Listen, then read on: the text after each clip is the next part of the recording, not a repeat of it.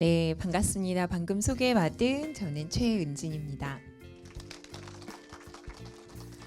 네, 여기 딱 들어왔는데 엄청 이게 집중이 잘 되는 공간이거든요. 여기가 제가 이제 강의를 해보면 그런 게 있잖아요. 근데 좌석이 많지는 않지만 그래도 이렇게 어지간히 좀 잘 보이는 정도까지 있는, 또 아주 적지도 않은, 저는 되게 좋은 환경에서 지금 강의를 하는 것 같은 느낌이 드는데요. 저는 학부모님이 많이 온다고 생각했었는데 학생들도 너무 많이 와서 네, 공부 얘기를 조금 더 해도 되겠다 그런 생각이 조금 드네요. 네. 저는요, 지금 경기도에 있는 구리 고등학교에 있고요. EBSI 이제 시작한 지 강의를 한 지는 한 10년 가까이 된 것 같아요. 네. 그래서 합천은 사실 제가 이제 전국에 이렇게 입시 설명회를 자주 다니는데 합천은 처음 온 것 같아요. 네. 그래서 오늘 재밌게 얘기를 좀 해보면서 여러분 지금 한참 고민도 많고 사실은 걱정이 좀 많지 않을까 싶어요. 저는 고등학생이 될 때 이렇게 무지했던 거일 수도 있는데 그냥 좀 기대감이 있었던 것 같거든요. 근데 지금은 너무 많은 게 입시가 자꾸 바뀌고 내일 자고 일어나면 진짜 또 바뀌어 있을 것 같고 약간 그런 불안감이 들어서 그런 것 같기도 한데요. 우리 부모님도 그렇고 우리 친구들도 내가 어떻게 공부를 해야 될까, 전략을 어떻게 짜야 될까 고민이 많을 것 같아요. 그래서 오늘 저는 이제 우리 친구들이 대학을 가는 해에 어떻게 공부를 하면 좋을지, 3년을 어떻게 잘 보내면 좋을지 이런 것들에 대해서 제가 학습법 위주로 혹은 고등학교 생활 위주로 좀 얘기를 좀 해보려고 하고요. 그래서 일단 지금부터 시작을 해보도록 하겠습니다. 어, 일단 첫 번째 제가 해보고 싶은 얘기는요. 이제 나 자신을 좀 파악을 했으면 좋겠다. 혹은 우리 아이를 좀 잘 알았으면 좋겠다는 생각이 들어요. 그렇지 않으면 어떤 일이 벌어지냐면요. 이런 일이 벌어져요. 이게 이제 MBC 예능 프로그램 중에 공부가 뭐니라는 프로그램 혹시 본 사람? 부모님 많이 보셨네요. 이게 이제 사실 말이 되게 많아요. 사교육을 조장한다, 뭐 아무튼 등등 말이 많거든요. 근데 저도 이제 이 프로그램을 이게 제가 TV를 이렇게 자주 볼 시간이 그렇게 많지는 않은데 이렇게 돌리다가 어떻게 또 저한테 걸린 거죠. 그래서 봤는데 재미가 있더라고요. 그래서 이제 교육을 하는 사람 입장에서 좀 보고 싶다는 생각이 드는 그런 포인트가 좀 있어서 어떻게 하다 보게 됐는데 이봉주 씨 고1 아들 얘기가 나와요. 근데 이제 사실 이 프로그램이 좋다 나쁘다는 뭐 제가 판단할 문제는 아닌 것 같은데 저는 이 얘기를 가져온 이유는요. 이봉주 씨 아들이 고1이니까 여러분의 이제 자제분이나 혹은 여러분이랑 똑같은 상황이라서 꼭 좀 보고 반성할 건 반성하고 좀 배울 점이 있겠다는 생각이 들더라고요. 그래서 제가 얘기를 좀 드리면 이 친구는 엄마가 성대 진학을 원해요. 성균관대. 근데 이제 엄마가 항상 데리고 가서 문제집을 사러 같이 가요. 그런 다음에 이렇게 고르잖아요, 아들이 문제집을. 그러면 이렇게 자꾸 문제집에 문제 많은 것들 있죠. 막 얹어줘요, 막 이렇게. 이것도 괜찮은 것 같아. 이건 어떠니? 막 이렇게. 진짜 싫죠. 막 그렇게 얹어줘요. 그리고 이제 문제집이 떨어질 날이 없어요. 항상 그렇게 이제 해주시고. 아들은 국어랑 수학을 좋아해요. 그리고 이제 문제집을 수학을 그래서 자주 푸는데 잘 푸는데 매일매일 한 시간에 두 문제를 푼대요. 근데 이게 그럴 수는 있거든요. 문제가 어려운 문제면 우리도 풀어봐서 알잖아요. 고난도 뭐 이제 사고력을 요하는 문제는 그럴 수 있는데 제가 보니까 그런 유형이 아니에요. 그냥 개념 확인 문제인데 한 시간에 두 개 풀고 막 이러더라고요. 그러니까 개념에서 조금 더 어려운 그런 문제인데 문제가 좀 있고요. 속도가 좀 느리고 내신은 3등급 정도인데요. 사실 여러분 고등학교 가보면 알겠지만 3등급 잘하는 거긴 해요. 음, 그래도 한 10명 중에 3등 안에 든다는 거니까 그래도 반에서 손꼽히는 정도 등수는 건데 10명 중에 3명도 아니죠. 10명이면 한 2등 하는 거거든요. 3등급이면 꽤 잘하는 거죠. 근데 사실 2등, 3등 요 정도인데 그러면 이제 전교로 가면 그래도 뭐 몇십 등을 하니까 꽤 잘하는 건데 사실은 여러분 조금 이따 듣겠지만 내신만으로 대학을 간다. 그러면 3등급 갖고는 성대는 사실 어림없고요. 학생부 종합으로 간다. 그래도 스펙이 어지간히 좋지 않으면 또 쉽지 않은 건 사실이에요.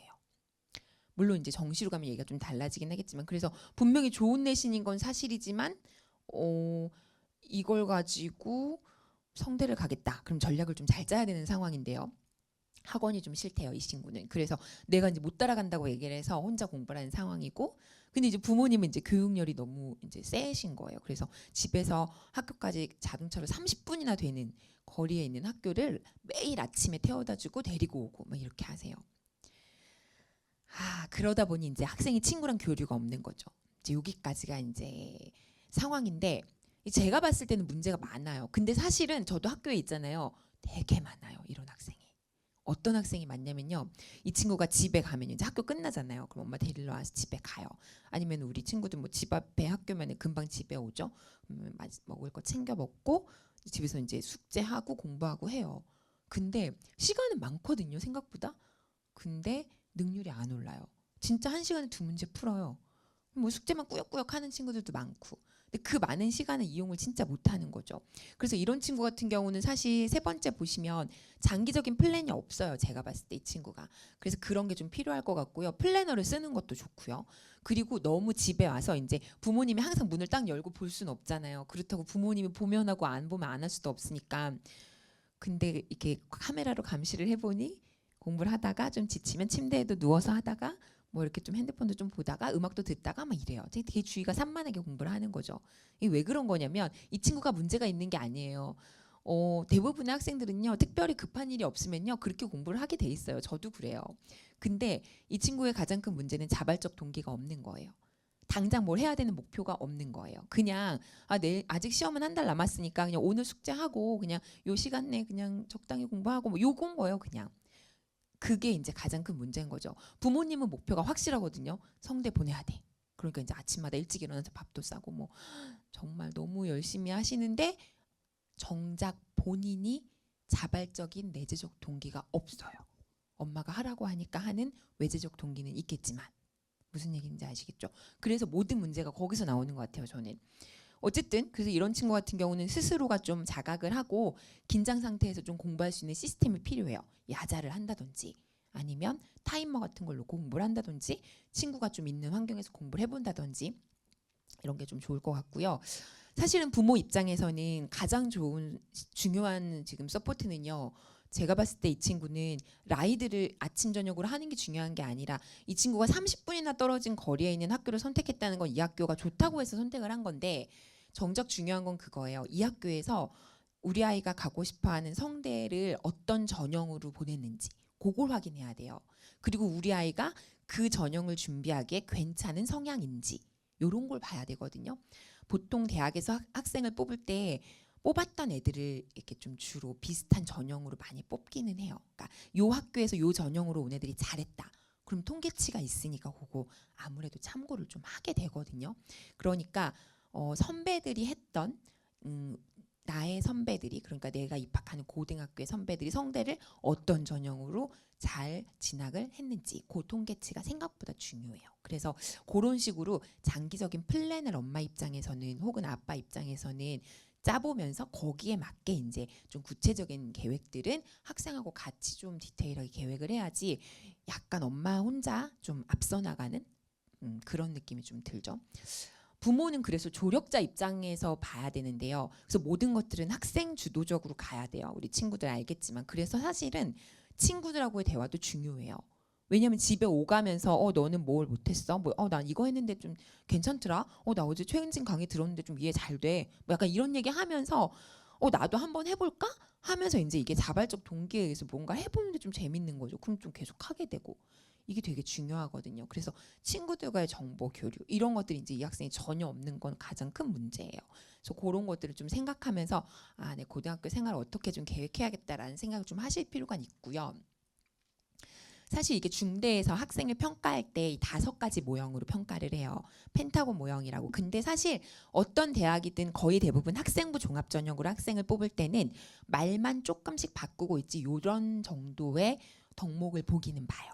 근데 이제 우리 아이들의 장점, 큰 강점이라고 하면 본인의 강점이 이 중에 뭐 여러 개가 걸릴 수도 있고요. 여러 개가 걸리면 좋은 거죠, 사실. 근데 이 중에 그래도 한 개는 있을 거예요. 그리고 조금 더 내가 좀 더 강점을 보이는 요소가 있을 거예요. 이 중에서도 특히. 그런 거에 따라서 좀 학습 전략이나 입시 전략을 좀 달리해야 될 거예요. 그래서 제가 생각할 때는 일단 자기주도성이 강하다. 그 친구들은 예를 들면 그런 거예요. 어렸을 때부터 손이 많이 안 가는 애가 있어요. 특히 부모 입장에서 보면 우리 첫째는 진짜 일일이 양말까지 신겨줘야 되는데 둘째는 알아서 진짜 하는 뭐 약간 이런 게 있단 말이죠. 알아서 하는 친구들은요 사실 너무 터치를 많이 하실 필요가 없어요. 본인이 알아서 잘 하니까. 그 대신에 아직 학생이고 아직 정보력을 수집하는 데 좀 한계가 있으니까 부모님이 좀 도와는 주셔야죠. 큰 그림을 그리는 정도로만 도와주시고 학생이 꾸준히 할 수 있게 그냥 서포트만 해주시면 돼요. 알아서 얘기해요. 엄마 나 문제집 좀 사야겠어. 엄마 나 뭐가 부족해. 얘기를 해요. 대신에 뭘 조심해야 되냐면 아이가 지칠 수 있어요. 그럼 그럴 때 좀 잘 꾸준히 할 수 있게만 이제 그런 슬럼프에서 좀 잘 헤어나올 수 있게 그런 것만 부모가 자주 대화하시고 도와주시면 되고요. 우리 아이들 입장에서도 자기주도성이 강한 아이들이 있어요. 내가 알아서 잘하는 아이들은 스스로 그 자기 관리만 잘하시면 돼요. 근데 이제 적극성 같은 경우는 뭐냐면요. 이런 거예요. 요즘 아이들 말로 핵인싸. 이제 학교 가면은 완전 친구, 페북 친구 엄청나고요. 뭐 단톡방에 들어있는 것도 엄청나고요. 뭐 어쨌든 인스타 엄청 하시고 막 이런 친구들 있죠. 이 친구 좋아하고 이런 친구들은 사실 학교 가면 또 열심히 잘해요. 참여도 잘하고 학종으로 가시면 사실 성공할 가능성이 굉장히 높아요. 왜냐면 주목받는 걸 좋아하니까 대회, 행사 다 참여도 열심히 하고 하는 친구들인데 이런 친구들은 규칙을 꼭 정하셔야 돼요. 부모 입장에서는. 친구가 너무 좋으면 훅 갈 수 있거든요. 그러니까 규칙은 꼭 정하시고 이제 이런 친구들이 잘 가는지는 잘 보시기만 하면 돼요. 너무 그렇게 심하게 하지마 하실 필요 없어요. 이 친구들은 칭찬을 많이 해주셔야 돼요. 잘한다 하면 더 잘하거든요. 그래서 그걸 반대로 역이용을 하셔야 되기 때문에 적극적인 친구들은 대신에 규칙은 정해놔야 된다. 규칙도 없으면 이제 막 엇나갈 수 있거든요. 반대로 이상한 방향으로 가지만 않게만 좀 해주시면 좋을 것 같고 그래서 이런 핵인싸 친구들은 학생부 종합으로 준비하시면 훨씬 좀 도움이 될 거고요. 혹시 고등학교 선택이 끝났나요? 아직 안 끝났죠. 그러면 이런 친구들은 학교 프로그램이 좀 많은 학교, 학생부 종합으로 좀 많이 보내는 학교, 그런 학교를 선택하는 게 훨씬 유리할 수도 있어요. 그래서 그런 걸 참고해서 좀 보시면 되겠고, 성실한 학생들은요, 사실 제일 큰 덕목이긴 하거든요. 근데 조심해야 돼요. 성실한 학생들을요, 대학에서 잘 못 알아봐요. 좀 까놓고 말하면 성실한 애들을 안 뽑아요. 이게 무슨 말이냐면요. 왜? 성실하면 좋은 거지. 근데 잘못하면 골고루 그냥 두루 잘하는 그냥 튀지 않는 어디서도 두각을 보이지 못하는 이럴 수 있어요. 그럼 어떤 일이 벌어지냐면 내신이 애매해요. 그럼 교과로 못 가요. 그죠? 이것저것 다 참여도 그냥 두루 열심히 했어요. 그럼 뭐 한 군데에서 얘가 특이점을 보이지 않아요. 종합으로 안 뽑아요. 성실해서 진짜 정말 훌륭한 학생인데 학교에서 봐도 제가 가르치는 학생이나 담임하는 학생 중에 너무 괜찮아. 우리 애는 이렇게 컸으면 좋겠어. 뭐 이런 애가 있는데 정작 대학에서 얘를 알아볼 수 있는 게 없어요. 그런 아이들이 좀 있어요. 조심해야 돼요. 그래서 성실한 아이들은요. 사실 착한 아이들이 좀 많아요. 그리고 성실한 아이들은. 그러니까 부모님이 좀 자주 대화를 하시면서 학생하고 좀 적극적으로 좀 어떻게 했으면 좋겠다는 걸 개입을 많이 해주셔도 괜찮아요. 사실 이런 친구들은 청사진을 확실히 그려주면 한우물만 파게만 해주시면 돼요. 성실하니까 하거든요. 그러면 그래서 예를 들어 내가 가려는 진로가 계열이 정확히 정해져 있으면 그 계열 위주로 활동도 파괴하고 봉사도 계속 그 위주로 그리고 학교 내신도 특히 그 과목은 절대 떨어지지 않게 뭐 이런 식으로 집중 관리를 하면 종합으로도 어쨌든 내신도 그쪽에 위주로 좀 챙기는 걸로 물론 다른 걸 버리라는 게 아니라 성실하니까 버리지도 못해요. 다른 것도 열심히 하는데 특히 좀 신경을 써야 될 거를 좀 염두에 두고 공부를 할 필요가 있다는 거죠. 좀 전략적으로. 성실한 아이들이 사실 굉장히 좋은 아이들인데 이 아이들이 입시에서 실패할 가능성이 굉장히 높아요. 그래서 조심하셔야 되는 부분이고 멘탈이나 목표의식이 강한 학생들은요 이런 아이들이에요. 그러니까 내가 어떤 경쟁 체제에 딱 던져졌을 때 뭔가 더 열심히 해야겠어. 못했어? 좀 다시 해볼까? 뭐 약간 이런 아이들. 밤새 게임하는 애들. 졌어. 또 해. 이겼어. 좋아. 승부욕이 완전 발동하는 거죠. 이런 애들. 좋게 말하면 밤새 게임하면 안 되죠. 당연히. 그렇지만 그런 아이들이 이제 약간 멘탈이 강하다 이렇게 보통은 표현하거든요. 이런 친구들은 좀 그러니까 선행이라고 하면 좀 그렇지만 그래도 학교 수업보다 조금 더 빨리 앞서서 조금 이렇게 제시를 해준다거나 아니면 좀 잘하는 친구들 사이에서 공부할 수 있는 환경을 만들어주면 애들이 살아남아요. 아이들이 이렇게 목표의식이 있기 때문에. 그래서 이런 친구들은 조금 더 본인보다 좀 이렇게 좀 아래 친구들이 많은 학교보다는 본인보다 좀 잘하는 친구들이 많은 학교에 가는 게 훨씬 능력치를 많이 발휘할 수 있어요. 그래서 혹시 고교 선택이 안 끝나셨으면 그런 것도 좀 염두에 두시는 게 좀 도움이 돼요. 오히려 이런 아이들은 자기보다 좀 못하는 애들이 많은 학교 가면 자만할 수 있어요. 그러면 이제 열심히 안 할 수 있거든요. 그러니까 그런 거 조심하셔야 되고요. 사실 이 멘탈이라는 게 사실 두 가지 의미가 있어요. 또 다른 의미에서는 그런 것도 있거든요. 내가 어떤 상황에서도 오롯이 마이웨이를 가는 친구들이 있어요. 내가 내신 잘 받으려고 뭐 이제 좀 나보다 좀 못하는 아이들이 많은 학교 이런 데 선택할 수도 있거든요. 사실은 이제 그런 경우에 다른 애들 맨날 뭐 코노 가고 어디 가고 하는데 나는 혼자 오롯이 내 길을 가는 이런 것도 사실 멘탈이 강한 거거든요. 어떤 종류의 멘탈인지를 좀 알아보실 필요는 있어요. 내가 또 어떤 성향인지를 좀 알고 학생들 입장에서도 그럼 내가 의식적으로 좀 행동을 좀 자제하거나 혹은 뭐 그런 집단에 가서 공부를 한다거나 이런 걸 본인이 좀 알고 행동할 필요가 있어요. 제가 봤을 때 중3 정도면 자신의 성향은 어느 정도 이제 나왔거든요. 그죠? 알죠? 그러니까 그거에 맞춰서 좀 전략을 짜고요. 학업 역량은 사실 학업 역량이 뛰어난 친구들이 제일 좋죠. 공부 잘한다는 얘기거든요. 근데 이게 이제 학업 역량은 보통 제가 보기에는 어떤 능력을 의미하는 거냐면 그런 거예요. 영어, 수학 기초가 좀 잘 돼 있어. 뭐 약간 요런 애들. 아니면 국어 책을 많이 읽어서 독해력이 좀 있어. 요런 걸 보통 학업 역량이 뛰어나다. 그러니까 단기간에 올리기 어려운 것들을 좀 잘할 수 있는 능력이 있다. 요렇게 표현을 하거든요. 근데 이런 친구들은 어떤 학생일 경우가 많냐면 혹시 이 중에서 특목고 아니면 뭐 그런 거 준비했거나 혹은 가게 될 사람 손 들어볼까요? 떨어졌어도 괜찮은데 발표 났죠 다? 안 났나? 났잖아요. 그죠? 났죠? 혹시 가는 사람? 없고 그러면 준비를 했던 사람도 있죠. 네. 이런 친구들이 약간 그렇게 좀 학업 역량이 뛰어난 친구들이 많이 있을 거예요. 왜냐하면 또래보다 진도를 많이 나갔거나 또래보다 하나를 배워도 심화해서 배우거나 쓰는 연습이라도 더 했기 때문에 좋아요. 좋은데요. 조심해야 돼요. 이 친구들의 가장 큰 문제는요. 선행을 했기 때문에 고등학교에 가면 다 아는 것 같은 느낌이 드는 거예요. 그러니까 대충 듣게 되고 흘려 듣게 돼요. 학교에서 하는 것도 그렇고 공부를 했을 때도 이거 다 아는 거네 하고 그냥 이게 푸는 거죠. 근데 이게 한번 해보잖아요. 그러면 정말 마음을 먹고 열심히 꼼꼼하게 보지 않으면 내가 아는 것만 눈에 들어오거든요. 그러니까 다 아는 것 같은 거예요. 그러면 그 공부만 한 번 더 보는 게 돼서 구멍을 메꾸지 못하고 중간고사, 기말고사를 보게 되거든요. 성적이 어지간히는 나오지만 탑이 나오지 않거나 아니면 처음에는 탑이 나왔다가 점점 떨어져요. 요런 친구들이 굉장히 많아요. 그래서 학업 역량이 뛰어나다고 판단되는 자제분들이나 아니면 본인이 학업 역량이 뛰어나다고 생각되는 친구들이 있으면 선행을 앞으로 계속 지속적으로 하는 것도 물론 중요하지만 후행도 중요해요. 그러니까 했던 걸 복습하는 게 굉장히 중요해요. 그리고 학교에서나 배울 때는 곱씹어서 정말 좀 겸손한 마음으로 다시 공부를 하셔야 돼요. 왜냐하면 어쨌든 결과는요. 수능 잘 보는 거고 결과는 내신 잘 받는 거고 그래서 결국에는 원하는 학교, 원하는 학과에 가는 거거든요. 그러려면 누가 빨리 나가고 이런 게 지금은 이제 더 이상 중요하지 않아요.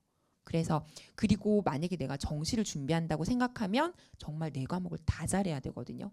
국영수 탐까지 정말 특수한 학교에서 몇 군데 안 되는 전국의 그런 학교에서 특수한 몇 개 과목을 빼고 보는 학교가 있을 수는 있어요. 근데 그건 내가 진짜 준비하다가 안 돼가지고 정시에서 진짜 너무 아까워. 그래서 그 과목 빼고 세 과목만 보고 뭐 이런 학교로 정시 지원을 하는 경우가 아닌 이상은 처음부터 포기하는 친구는 없거든요. 근데 특수 목적고 준비했거나 혹은 학업 역량에서 편차가 심한 아이들은 수학은 잘 나오는데 영어가 안 나오거나 근데 안 나오는데 심하게 안 나와요. 그러면 정시로 힘들어요. 한 과목이라도 빠지면 안 되거든요. 정시는 다 보거든요. 그러니까 그런 생각을 가지고 좀 전략을 잘 짜셔야 될 것 같아요. 그래서 중학교 때, 초등학교 때 공부를 잘했다고 고등학교 가서 다 잘하는 게 아니라는 거.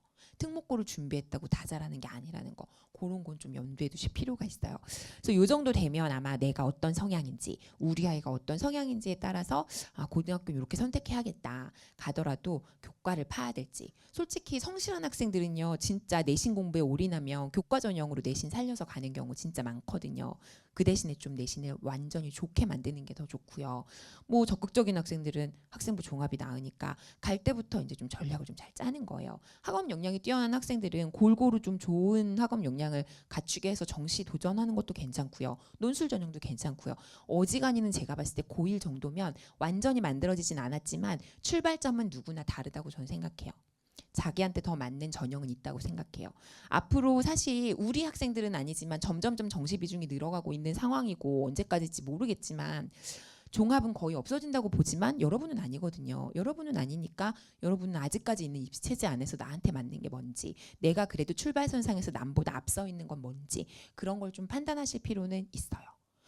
가장 많이 입시에서 실패하는 원인은요, 저도 학교에 있지만 맞지 않는 옷을 입고 그걸로 계속 파가는 거죠.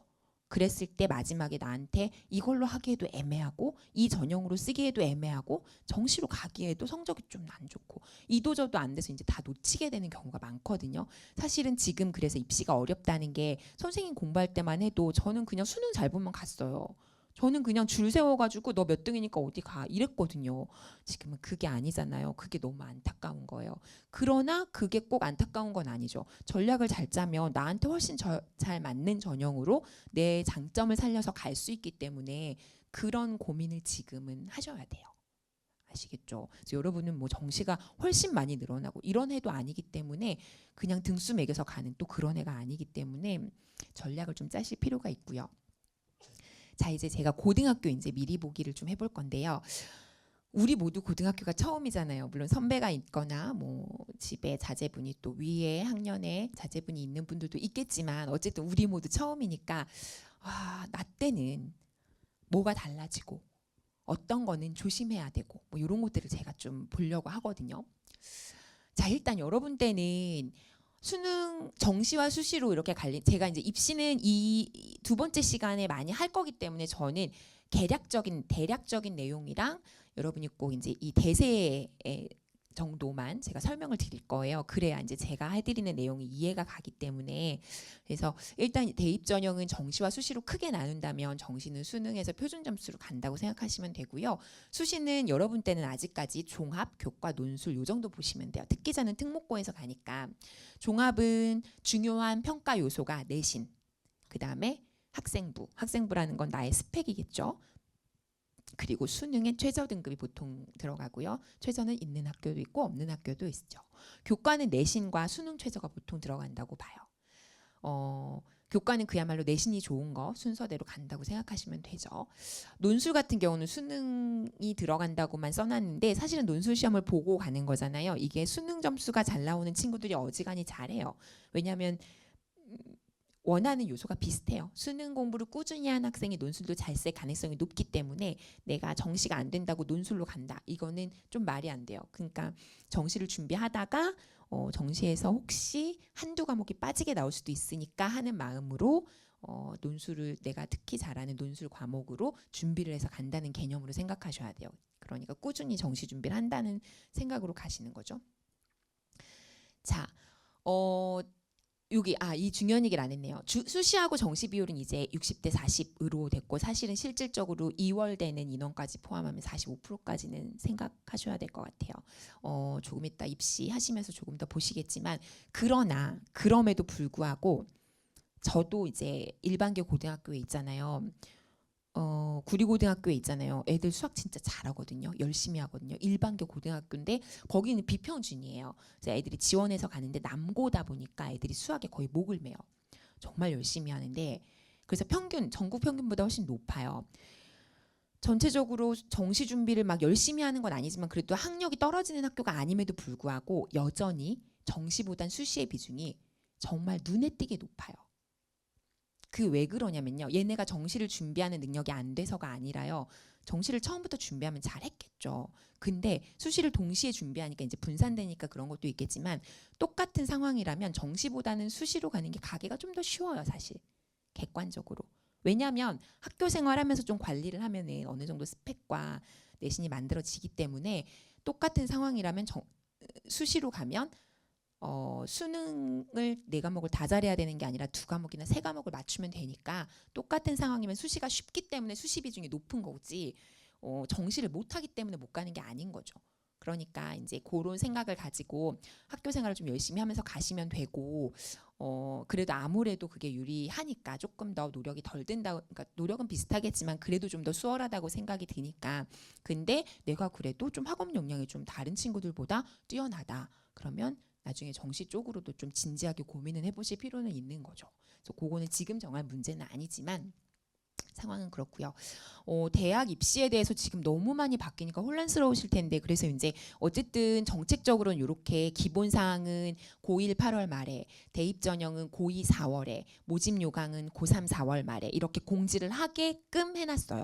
그러니까 우리 친구들도 바뀐다 해도 어쨌든 최소한 3년 동안에 이런 순차적으로는 오픈을 하게 되어 있거든요. 그래서 이런 걸 보시고 여러분은 사실 뭐가 필요하냐면요. 지금 이건 이미 나왔고요. 대교협. 이게 안 나왔네요. 고1 8월 말이니까 이게 지금 다 안 나왔는데 이게 아마 이제 대부분은 여러분 바로 윗 선배들하고 비슷하게 따라는 갈 거예요. 그리고 사실 수능이 바뀌는 것도 여러분이 아니라 윗 선배들이 바뀌기 때문에 여러분은 많이 바뀌진 않아요. 그래서 요거까지는 지금 그냥 눈여겨는 보시되 큰 흐름은 없을 것 같고요. 이 모집 용학이 발표되면요. 이제 요거는 뭐냐면 대학별로 우리 학교에서는 몇 명을 어떻게 무슨 과에서 무슨 전형으로 뽑을 거야 이거예요. 그러니까 이게 사실은 제일 구체적인 내용이거든요. 요게 이제 나오면요. 나중에 물론 나올 때마다 해야겠지만 특히 이게 나오면 프린트 뽑아서 형광펜 칠하면서 내가 가고 싶은 학교 다 표시하셔야 돼요. 특히 우리 친구들. 부모님이 하시는 게 아니라 여러분이 하셔야 돼요. 내가 가고 싶은 학교에 대해서는 적어도 파악은 하고 있어야 그에 대한 준비가 되거든요. 그래서 미리 이렇게 예고를 하고 있다. 참고하시면 되겠고요. 여러분이 이제 2023학년도 대입이죠. 2022학년도 이후니까 이제 여러분 선배 그리고 여러분 쭉 이제 이렇게 바뀌었다라는 겁니다. 요 오렌지색으로 얘기한 요걸 주의 깊게 보시면 되는데요. 여러분 때는 이렇게 바뀌는 건 많이 들어서 알고는 계시죠. 국어 선택 과목 화짝을 선택할 수 있게 언어 매체랑 그다음에 수학은 가나형이 이제 없어지죠. 그리고 수원 수투가 공통이 되고 확통 미적 기하 중에 선택을 하게 되겠죠. 그 다음에 탐구 같은 경우는 사회과학 계열 구분 없이 두 가지 택 이해할 수 있고 절대평가로 제2외국어하면 전환이 되죠. 진짜 많은 변화는 사실은 이 국어랑 수학에 있는 건 알고 계시죠. 그 변화에 대해서는 조금 있다가 제가 수학이니까 또 조금 더 말씀을 드리도록 하겠습니다. 대입제도 개편에 대해서도 제가 간략하게만 말씀을 좀 드리면요. 일단 여기 문과이과 구분이 폐지된다는 거 그리고 가나형 구분이 없다는 거 방금 말씀드렸죠. 사회 과목은 9개, 8개 중에 2개를 그냥 선택하시면 돼요. 이과, 문과 뭐 따로 구분 안 한다는 얘기예요. 기하 수능 선택 과목에 이제 포함이 돼요. 언제부터? 여러분 하나 선배부터. 네, 지금 고2 그러니까 고3 되는 학생들은 아니고요. 한시적으로 빠진 거죠. 근데 기하가 선택 과목에 포함이 되고 절대평가로 이제 바뀐다는 거고 EBS 연계가 70%에서 50%로 줄어드는데요. 요거는 사실은 간접 연계가 확대된다고 하는데 3학년이 되면 거의 EBS 교재로 거의 마무리 단계에서 실전 문제풀이를 하기 때문에 제가 봤을 때는 요게 실질적으로 와닿는 느낌은 거의 없을 것 같다는 생각은 들어요. 그리고 이제 대입 전형 같은 경우는 적성고사가 폐지되는데 요거는 사실 선생님 학교에서는 되게 중요한 문제거든요. 왜냐면 이 아이들이 공부를 되게 많이 열심히 하는 아이들인데 내신이 안 나오는 아이들이 마지막에 정시까지는 좀 힘들고 돌파구로 찾는 게 적성이었어요.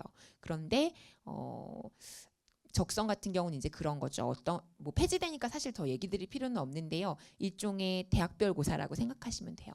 근데 수능과 거의 일치하는 시험이라서 비슷한 느낌이라서 이제 최저를 맞추고 보통 가는 건데 이런 건 이제 폐지돼요. 근데 수능 위주 선발이 30% 이상이 되고 면접도 문제풀이식 구수령 면접은 지양하겠다. 그러니까 안 하겠다는 거죠. 웬만하면. 요런 전형생의 특징이 있는데 요런 것들은 이제 여러분이 내년에 대입 예고제에 따라서 이제 순차적으로 발표를 하는 걸 좀 주의 깊게 보셔야 돼요. 특히 대학별로 발표되는 것들을. 자기소개서 좀 중요한 얘기인데요. 5,000자에서 이제 3,100자로 축소되는데 여러분 아래에는 아예 없어지는 건 알고 계시죠? 네. 추천서는 아예 이제 폐지됩니다. 네, 요 정도 내용. 그리고 학생부 기재사항도 이제 변경이 되는 것들을 좀 보시면요. 이게 이제 사실 제가 학교에 저도 일반고에 있으니까 여기서 좀 드릴 말씀이 좀 있는데요. 수상 경력이 이제 이렇게 축소돼요. 많이 받는다고 다 좋은 건 아니에요.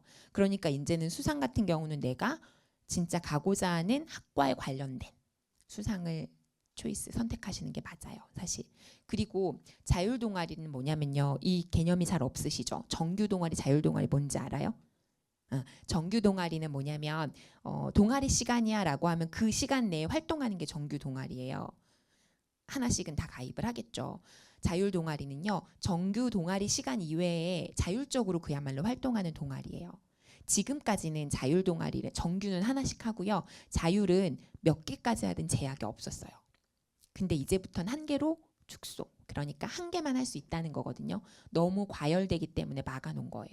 그래서 한 개만 하니까 당연히 나의 진로랑 연관된 걸 하셔야겠죠.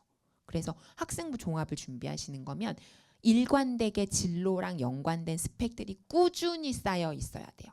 일관되게 진로랑 연관되게 꾸준히도 중요해요. 아시겠죠? 그래서 어쨌든 자율 동아리는 한 개씩만 기재를 한다는 거. 이거는 자율적으로 만들어도 되고요. 기존의 동아리에 들어가도 되고요. 지도교사만 있고 한 명 이상의 학생만 있으면 충분히 다 개설은 가능은 해요. 그래서 그렇게 생각하시면 되고 소논문이 말이 많죠. 요게 이제 기재가 금지되는데 요건 잘 생각하셔야 돼요. 무조건 기재를 금지한다라기보다는 이렇게 생각하시는 게 맞아요. 제가 있는 학교도 소논문이 되게 활성화되어 있는 학교거든요. 논문을 많이 이제 학생들하고 선생님하고 같이 써서 그런 것들을 가지고 발표도 시키고 좋은 작품은 상도 주고 이렇게 했었는데 이게 이제 금지된다는 거잖아요. 보통은 이제 어떻게 바뀌냐면요. 우리 선택 과목 중에 과제 연구 아니죠. 수학 과제 탐구. 과제 탐구라는 과목이 생겨요. 여러분 고등학교에 가면 수학 과제 탐구, 과학 과제 탐구. 과제 탐구 시간에 이런 활동을 하는 학교가 좀 있어요. 그러면 수업 시간에 하게 되죠. 그럼 어디에 쓸 수 있을까요? 세특에 쓸 수 있어요. 요 마지막에 보이시죠? 과목별 세특. 이건 제가 좀 이따 더 얘기할게요. 자, 어쨌든 방과 후는요. 학교 끝나고 이제 보충 수업하는 거 활동 내용 기재는 금지된다 이 얘기고요. 글자 수 같은 경우는 이제 창체가 3,000에서 1,700자 이게 학생부에 쓰이는 내용인데요. 행동 특성 종합이견 1,000에서 500자죠. 많이 주는 거예요. 엄청 많이. 그래서 학기 말이 되면 저도 담임을 해봤으니까 했었으니까 계속 담임하면은 학기 말에 거의 한 3, 4주는 밤을 새요. 진짜 요거 쓰느라고. 근데 왜냐면 학생마다 너무 이제 다르니까 그에 맞게 써주려면 진짜 오래 걸리거든요. 근데 이렇게 축소되면 한 이제 4주 밤 샜으면 2주만 새도 될 것 같아요. 진짜 엄청나게 큰 변화거든요. 이 정도면. 좀 쓸데없는 얘기는 빼겠다 이 얘기죠. 자, 과세특. 제가 여기 색깔로 말씀을 드렸죠. 이건 진짜 중요해요. 학생부가 축소되거든요. 학생부 기재사항이. 점점 축소되는 추세예요. 트렌드가. 근데 과세특은 축소를 안 시켜요. 이게 무슨 말이냐면 과세특이 뭐냐면요. 과목별로 수업 시간에 활동한 거 있죠. 그것들을 선생님이 주관식으로 써주는 거예요. 얘는 축소를 안 시켰어요. 중요하다고 보겠다는 거예요. 그리고 어지간한 면접을 보내놓잖아요. 학생들을 대입해서 꼭 물어봐요. 세특에 무슨 내용이 있으면 그건 100% 물어본다고 보시면 돼요. 그거에 대해서 너 이 시간에 그럼 무슨 활동했어? 이걸로 네가 얻은 게 뭐야? 아 그럼 진로를 정하는데 무슨 영향을 줬어? 뭐 이런 다 물어봐요. 그러니까 이게 연결이 돼야 돼요. 내가 정한 진로와 학교에서 하는 활동과 그걸 이제 뭐 내가 그렇게 생각을 하고 수업 시간에 이런 식으로 과목별 세특에 내가 그거에 관해서 발표를 하거나 뭘 해서 이게 동기부여가 되고 뭘 해서 그럼 내가 더 공부하고 싶어. 그럼 책을 읽어야죠. 독서까지. 이런 식으로 다 연결이 돼야 돼요. 그래서 일관되게 내가 가고 싶은 스펙을 이렇게 연결을 시켜야 돼요. 봉사까지 가면 더 좋고 뭐 이런 식으로. 그래서 어쨌든 과세특은요 절대 축소를 안 했고요. 요거는 과목 선생님들하고도 잘 지내셔야겠지만 실제로도 과목 시간에 내가 관련이 있다 하면은 조금 더 주제 같은 걸 잘 이제 좀 구상을 해서 요런 걸로 발표를 하고 싶다 안 시키시면 말씀도 드리고 뭐 이런 식으로 적극적으로 좀 하실 필요가 있어요. 굉장히 중요합니다.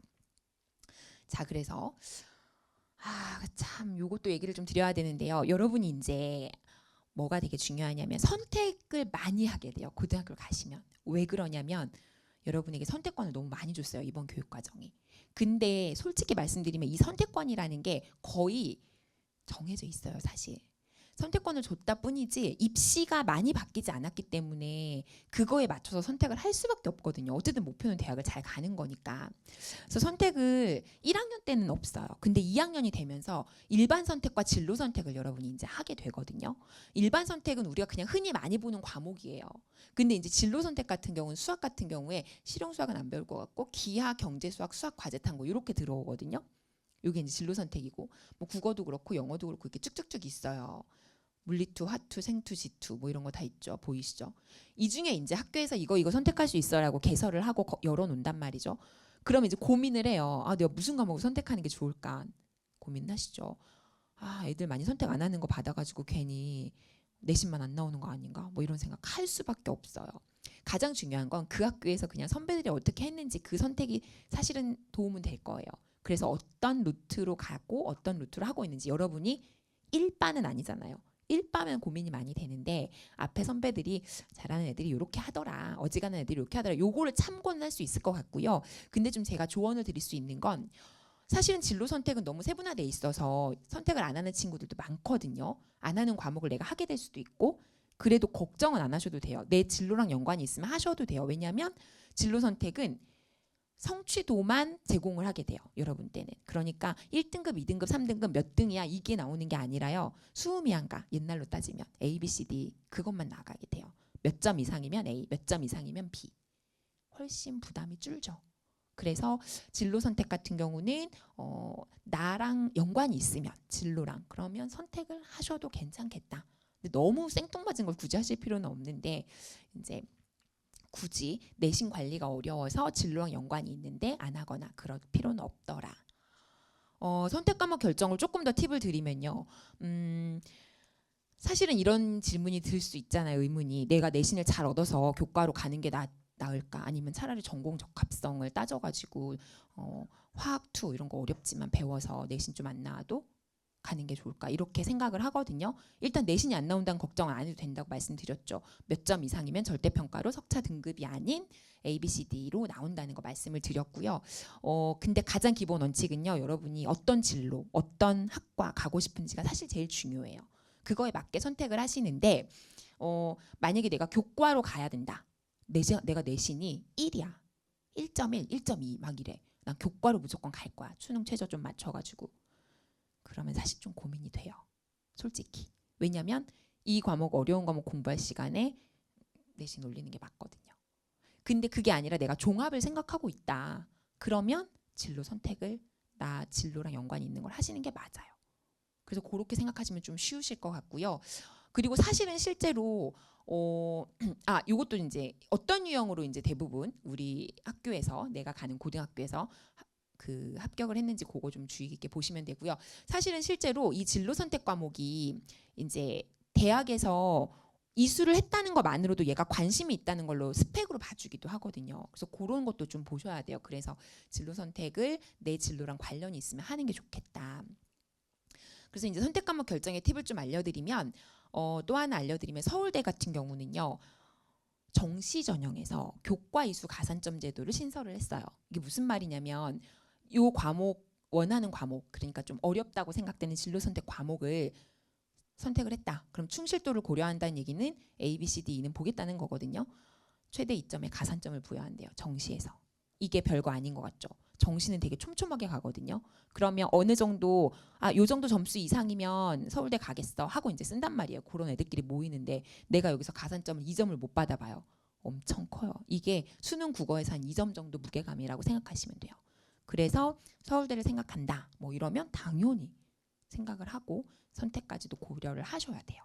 그래서 이런 선택 과목을 잘 선택하는 것들 이제 학교에 각 진학을 하시면 고등학교에서도 정보를 많이 주세요. 그러니까 이런 베이스를 깔고 가셔서 궁금한 것들을 물어보시고 그리고 이제 선택을 잘 하시면 될 것 같고요. 참고로 근데 이제 내가 뭐 이러이런 과목을 듣고 싶어라고 해서 진짜 황무지에서 이거 뽑아가지고 하는 것처럼 하실 필요까지는 없어요. 왜냐하면 어지간히 정해주거든요. 지금 보시면 알겠지만 수학 같은 경우는요. 확통이랑 인문 계열이에요. 인문사회 계열. 확통이랑 미적분이랑 기하 중에 그냥 하나 택하시면 돼요. 인문 계열은 수학에 대한 큰 제약이 없어요. 사회과학은 구분 없이 택 2고요. 그러니까 인문사회 계열은요. 어지간히 대학에서 제약을 안 걸겠다는 거예요. 뭘 선택하든. 이게 올해 중반 정도에 발표를 했어요. 좀 주요 대학은 다 발표를 했어요. 그런데요, 자연과학은 좀 달라요. 자연계열은요, 수학 보실래요? 확통, 미적분, 기하 중에 택 1인 대학이 요거밖에 없고요. 좀 주요 대학, 좀 이름 알만한 대학들은요, 미적분, 기하 중에 택하래요. 확통은 아예 쓰지도 말래요. 이해하셨죠? 그러면 수능만 이렇게 선택하는 게 아니라 내신도 일관되게 선택을 하셔야 아무래도 공부하기 수월하죠. 그래서 그런 생각을 하실 필요가 있고요. 보시면요. 과학 중에 역시 택 2 하라는 것도 사회 안 된다는 거죠. 이런 대학들. 의대는 대부분 그렇고요. 그렇게 생각하시면 될 것 같고요. 이런 것들이 이제 선택에 좀 참고가 되지 않을까. 그래서 제가 예비 고1이라고 해서 평소에 하는 것보다 약간 이런 데 좀 무게감을 두고 좀 준비를 했거든요. 그래서 좀 아마 고등학교에 가서 좀 도움이 되실 것 같아요. 자, 그러면 이제 공부 얘기를 조금 해볼게요. 수능 고득점 전략이라고 제가 짰는데 저는 이제 수학을 위주로 좀 말씀을 드리려고는 하거든요. 자, 이제 어쨌든 내가 학생부 교과로 가든 종합으로 가든 수시 전형으로 준비를 하든 간에 안 되면 정시까지 가야 되는 거거든요. 그리고 교과 전형이나 종합 전형에서도 최저가 있는 전형도 되게 많고요. 그런 학교도. 그래서 수능을 무시하고 갈 수 없기 때문에 수능 공부는 꾸준히 해 주셔야 돼요. 그러면 학교에 가서 고등학교에 가서 모의고사를 정기적으로 봐요. 3월, 6월, 9월, 11월 이렇게 1, 2학년 4번이 있는데 아마 4번 다 보진 않을 것 같고요. 최소 2번은 볼 것 같거든요.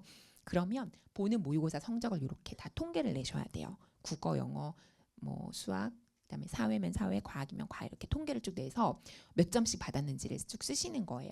3학년 때까지. 그렇게 하고 나면 이건 실제 한 학생의 성적표인데요. 사실 일반적으로 국어, 수학, 영어는 잘 안 오른다고 표현해요.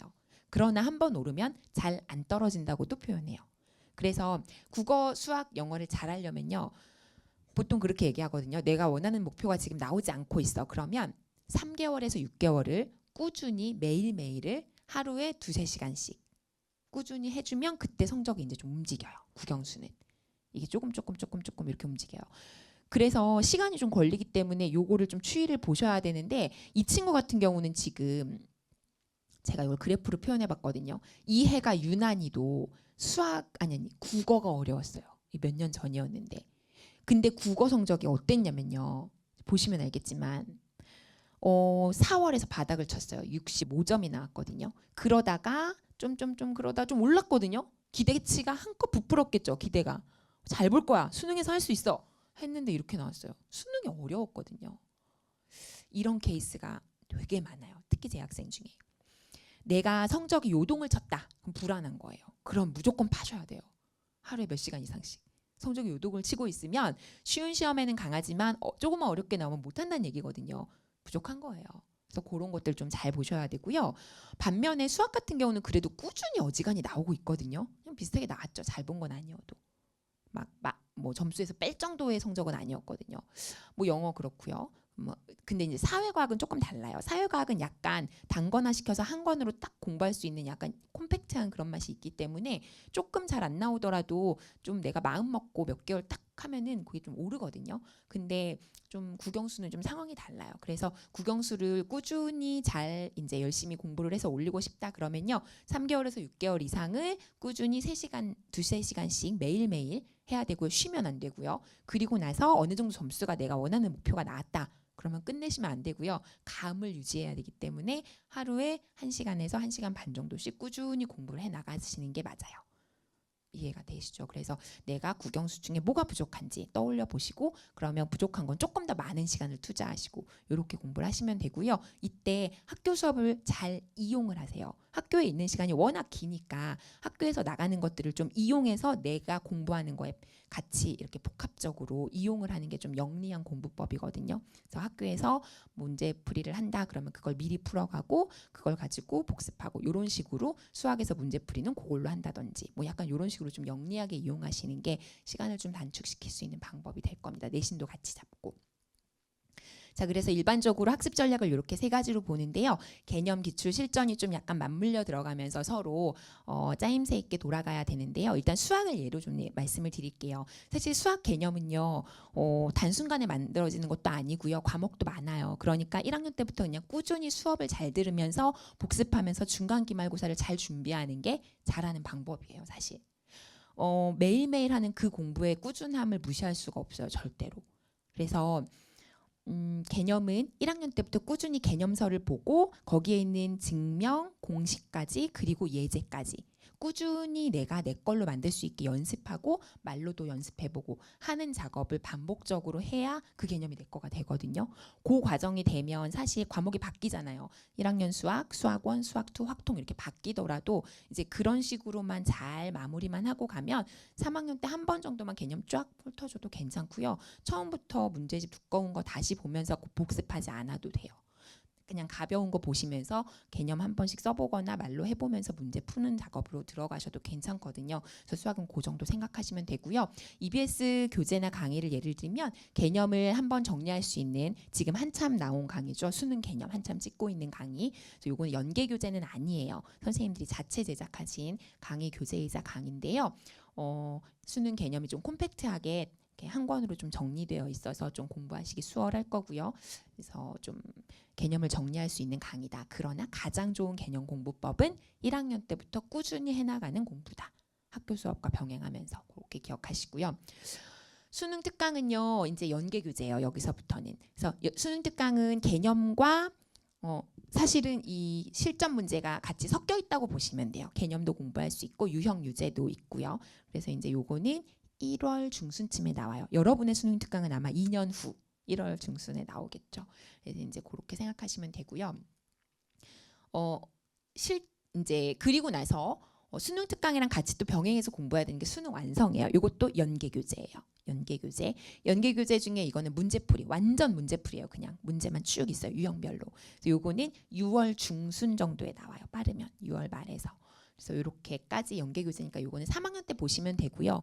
네, 지금은 개념 위주로 공부하시면 될 것 같고요. 그리고 이제 마지막으로 기출의 미래인데요. 사실 이 기출이라는 거는 정말 손에서 떼면 안 되거든요. 그래서 그냥 꾸준히 계속 반복적으로 개념을 하면서도 보시고 나중에 3학년이 되면 정말 그냥 끼고 있으셔야 돼요. 왜냐하면 기출이라는 거는 어떻게 문제를 기준에 출제했다는 걸 보여주기 때문에 개념 공부를 할 때도 내가 이 개념은 좀 심화해서 나오는구나. 좀 심화해서 보셔야죠. 개념 공부를 할 때도 이거는 여기까지는 안 나오는구나. 계산 위주로 나오는구나. 그럼 계산력에 좀 집중해서 보셔야죠. 대부분의 문제집이나 뭐 교과서나 대부분 그런 경향을 반영은 하고 있지만 내 눈으로 보면서 문제에 실제로 적용하는 거랑은 다르거든요. 그래서 실제로 피드백을 받을 수 있기 때문에 좀 개념을 공부하는 무게감을 좀 달리해서 할 수 있다는 장점이 있어요. 그래서 기출은 꼭 끼고 있어야 돼요. 또 하나는 기출 같은 경우는 본인이 3학년이 돼서 시험 보게 되는 기출들 있죠. 그것들도 꼭 챙겨두셔야 돼요. 그것도 무시하지 말고 기출로 보통 6월이나 9월 기출로 11월 수능을 예고하거든요. 이번 수능에서도 9월에 급수로 변환하는, 극한을 급수로 바꾸는, 죄송합니다. 제가 말이 바뀌었죠. 네, 시그마를 정적분으로 변환하는 그런 개념이 있어요. 지금 와닿지 않으실 텐데 몇 년 동안 안 나왔어요. 근데 9월에 나왔어요. 나형 19번으로 나왔는데 수능에 냈어요. 근데 가르치는 사람들의 뭐 조금 그래도 기출 분석을 한다 하는 사람들은 이거 나올 것 같다. 이거 갑자기 냈네. 약간 이런 생각 하거든요. 그러니까 그런 기출이 시험을 예고하는 효과도 있어요. 그러니까 기출은 정말로 중요합니다. 근데 기출은 한번 풀어보는 게 아니에요. 분석하시는 거예요. 이 개념은 이런 식으로 나오는구나 보시고. 좋은 문제들, 문제 해결 문제들은요. 고민을 많이 하고 낸 문제니까 고민하면서 나도 사고력을 좀 키울 수 있게 좀 꾸준히 연습하시고 그렇게 해서 기출은 좀 가까이 두는데요. 기출의 미래는 EBS 교재이고요. 시중에도 교재는 많아요. 근데 기출의 미래의 장점은요. 5년치 기출만 모아서 좀 콤팩트하게 공부할 수 있다는 장점이 있고요. 쓸데없는 거, 교육과정 벗어나는 거, 옛날 거 안 보고 트렌디한 문제 위주로 볼 수 있다는 장점이 있어서 좋고요. 바로바로 강의로 확인할 수 있으니까 그것도 좀 장점일 것 같고요. 기출의 미래 뭐 참고하시면 되겠고. 자, 지금 시간이 좀 많이 가서 조금 빨리 진행을 해볼게요. 일단 2021학년도 이후니까 이제 여러분도 해당이 되는데요. 수능 수학에 어떤 변화가 있는지 이건 되게 중요한 문제죠. 그래서 제가 수학이다 보니까 몇 개 좀 정리를 해봤거든요. 일단은 이게 여러분은 변화를 보실 필요는 없어요. 왜냐하면 예전 건 안 배우니까. 그러면 이제 대비를 어떻게 해야 되는지는 보셔야 돼요. 예, 여러분이 이제 대비를 어떻게 해야 되는지, 뭐가 중요한지. 수학 1에서는요. 요런 지수로그 삼각함수가 나형에서 추가됐기 때문에 이 얘기는 나형에서 없던 함수가 나온 거예요. 이제부터는. 그러면 기존의 선배들에 비해서 함수에 대한 이해도를 많이 물어볼 수 있어요. 좀 중요한 얘기입니다. 그 다음에 이건 진짜 중요해요. 코사인 사인 법칙 삼각형의 넓이가 한시적으로 예전 교육 과정에서 빠졌어요. 근데 다 미쳤다고 했어요. 왜 빼? 이렇게 중요한 걸? 근데 뺐어요. 안 냈어요, 문제. 근데 다시 들어왔어요. 왜냐면 중요하니까 뺄 수가 없거든요, 사실. 문제는 100% 나오겠죠. 그래서 삼각함수 도형에 활용하는 건 집중적으로 보셔야 돼요. 이제 고등학교 가시면. 수학2 같은 경우는 큰 변화는 없고요. 나영이 예전에 미적분이거든요. 여기서 킬러 문제 나옵니다. 그래서 이거 참고로 보시면 되고요. 그리고 확률과 통계 같은 경우는요. 일단은 기본적인 순열 조합이나 분할 분배가 빠졌어요. 근데 이건 빠졌다고 보시면 좀 곤란해요. 왜냐하면 이걸 모르면 뒤에까지 공부를 못 하거든요. 그러니까 직접적으로는 안 나오겠구나. 그렇게만 생각하시면 되고요. 사실 직접적으로는 여러 가지 순열이나 중복 조합에서 나오겠죠. 그럼 여기가 범위가 줄어드는데 문제는 그냥 비슷하게 나온다면 비중이 높아진다는 얘기죠. 그래서 이렇게 보시면 되고, 최근 들어서 모듈 추정뭐 삭제된 건 보실 필요는 없고, 최근 들어서 약간 어떤 느낌이냐면 킬러 문제를 조금 쉽게 주고 있어요. 수학에서 30번 21번을 그래도 생각해 볼 수 있게, 문제는 이해가 가게, 뭐 이렇게 이제 준단 말이죠. 예전보다는. 옛날에는 21번 30번을 버리면 됐어요. 지금은 그게 아니에요. 이해할 수 있게 주기 때문에 최상위권을 원하는 친구들은 그 문제 맞추셔야 돼요. 그런 상황이 돼버려서 대신에 어떤 문제가 생기냐면 나머지 문제를 엄청 쉽게 줬었는데 정형화된 문제로 몇 번에 뭐 몇 번에 뭐 이걸 나눌 수 있을 정도로 지금은 조금 더 개념의 스펙트럼도 넓히고 그런 문제들 준킬러라고 생각되는 뭐 예를 들어 20번대 후반이나 10번대 후반 문제들을 조금 까다롭게 주고 있어요. 거기에 확통이 일조하고 있죠. 약간 까다로운 준킬러들이 여기서 나와요. 이를테면 올해 나영 29번, 가영 20번 이런 식으로. 그래서 확통이 의외로 좀 까다롭게 나오는 부분이 있다. 그래서 좀 조심하셔야 되고요. 완전 킬러는 아니지만 미적분은 이제 수열이 이동했는데요. 요거는 이제 나영에서 등비급수 도형에 활용하는 거 막 이상한 도형들이 있거든요. 그건 빠져요. 그거는 이제 여러분 빠지는 건 생각 안 하셔도 될 것 같고요. 가영은 여전히 이제 미적분에서 아마 킬러 문제 나올 겁니다. 네, 그렇게 생각하시면 될 것 같고요. 기하는 선택 과목인데 한시적으로 빠져서 제가 얘기는 안 드릴게요, 지금. 자, 그러면 요것도 잠깐 얘기를 할게요. 요거는 여러분이 이제 문제풀이 단계가 되면 개념학습이 아니라요. 문제풀이 단계에서 써먹을 수 있는 건데요. 기출문제집 같은 걸 보면 이렇게 핵심 주제가 분석이 돼 있어요. 아, 이 주제는 몇 년도에 몇 문제씩 나왔어. 이렇게 흔히 볼 수 있는 거거든요. 어느 책을 보든지. 요걸 참고해서 여러분이 표를 만드는 거예요. 그래서 주제만 쓰고 이 횟수를 쓰는 거예요. 그래서 내가 지금 그러니까 점수 척도를 쓰는 거죠. 그래서 내가 지금 현재 공부를 했는데 공부 상태가 요 정도인 것 같아. 색을 칠해요. 그런 다음에 이제 문제풀이를 계속 하잖아요. 그러면 내가 실력이 늘고 줄고 혹은 뭐 여긴 여전히 못하고 뭐 이게 있을 거 아니에요. 그러면 그 상태를 이걸 연필로 표시한 다음에 지우거나 색칠하면서 가요. 그래서 수능 직전에는 전부 채워지게. 이건 수학만이 아니라 사회나 과학에서도 굉장히 중요하고 좋은 방법이에요. 구멍을 메꿔가면서 볼 수 있기 때문에. 되셨죠? 그래서 유용한 팁이라 말씀을 드렸고요. 마지막으로 EBSI 사이트 활용법 얘기 드리고 이제 마무리하도록 할게요. 이제 제가 이제 학습법에 대해서 좀 말씀을 드렸는데 사실 학습법이 말하자면 진짜 뭐 끝도 없고요. 진짜 그래서 여러분이 지금 상황에서 좀 알고 갔으면 좋겠다 하는 것들만 좀 콤팩트하게 말씀을 드렸고요. 혹시 궁금하신 게 있으면 EBSI 사이트 상으로도 선생님 게시판에 수강욱이나 이런 걸로도 또 물어볼 수 있거든요. 그러니까 그렇게 물어보셔도 되고 뭐 Q&A 게시판 이런 거 보시면 꼭 교과 질문 아니어도 물어보면 거기도 다 선생님들이 대답해 주시는 거라 대답 잘 해주세요. 그러니까 참고해서 그렇게 해주시면 되고요. 사이트에서 활용법은요. 저는 그런 것만 좀 담아왔어요. 강의는 여러분이 선택한 선생님의 강의를 해서 수강하고 하면 되는 거라 그런 거 위주로 한 게 아니라요. 이제 주로 여러분이 많이 모르고 계실 것 같은 그 부가적인 서비스들을 좀 가져와 봤거든요. 그래서 수시 대비 강좌들이 좀 많이 있어요. 근데 제가 들어가 봤는데 생각보다 실한 게 많아요.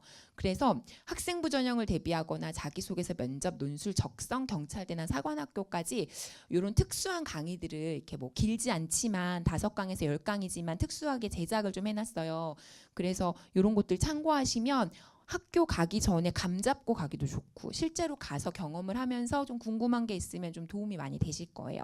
그래서 이런 것들 좀 참고해서 요 찾아서 좀 보시면 좋겠고요.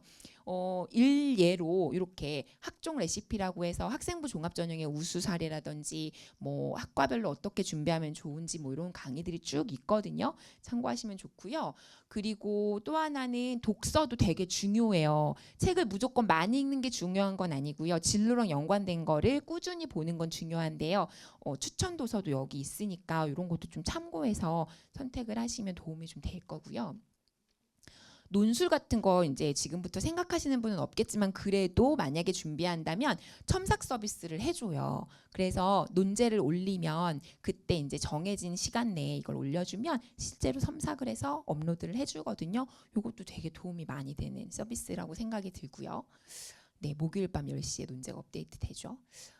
그리고 이제 요거는 선생님들 이제 선택해서 본인이 강의를 듣게 되면 이렇게 맞춤형 커리큘럼이라고 해서 본인의 상황에 맞는 커리큘럼을 이렇게 한번 보고 선택을 할 수 있고요. 강의를 뭘 들어야 될지 모르겠다. 그러면 이제 해볼 수 있다는 얘기고요. 선생님 홈페이지에 이렇게 오시면 뭐 Q&A 게시판 아까 말씀드렸죠. 거기에 물어보셔도 되고 수강 후에 물어보셔도 되고 그래서 궁금한 게 있으면 꼭 공부가 아니더라도 학습 내용도 괜찮고 학습 법도 괜찮고 강의에 대한 질문 모든 것들을 다 소통을 할 수 있으니까 그렇게 해주시면 되고요. 참고로 Q&A는 전문교사 선생님들이 있고요. 수강 후기에 남겨주시면 제가 직접 대답을 해드릴 수가 있고요. 자료실에 보면 또 선생님들이 좀 정성을 많이 담은 자료를 많이 준비하시거든요. 저도 실제로 밤을 새서 자료를 준비하는 경우도 굉장히 많아요. 무료지만 선생님들한테는 굉장히 사명감을 가지고 하는 일이기 때문에 믿고 자료실도 많이 이용하셔도 돼요.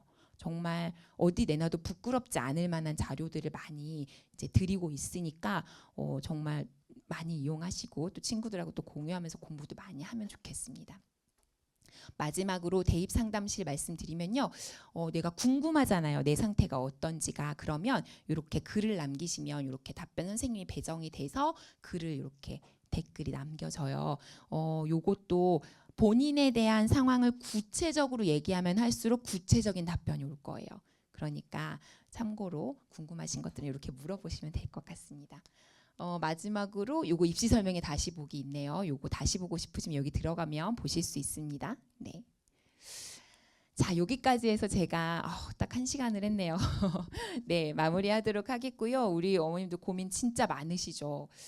저도 이제 주변에서 부탁을 받기도 하고 해서 인근 중학교나 혹은 고등학교 1학년 대상으로 이제 입시 설명회를 최근에 몇 번을 했었거든요. 정말 고민을 많이 하시더라고요.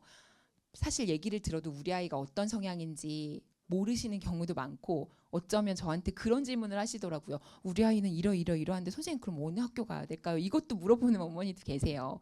고민이 많이 되시겠지만 아이의 원추 그러니까 아이가 원하는 것도 중요해요. 사실. 아이가 원하는 것도 중요합니다. 그래서 아이랑 잘 얘기해 보시고 지금은 미래를 정말 진지하게 준비해야 되는 상황이라는 걸 인지시켜주면 아이도 부모님과 허심탄회하게 마음을 터놓고 얘기하면서 좋은 결정을 하지 않을까 싶어요. 우리 친구들 그쵸? 네, 도움이 되는 결정 잘 하셨으면 좋겠고요. 앞으로 고등학교 생활에 또 멋지게 잘 이뤄나갔으면 좋겠습니다. 감사합니다.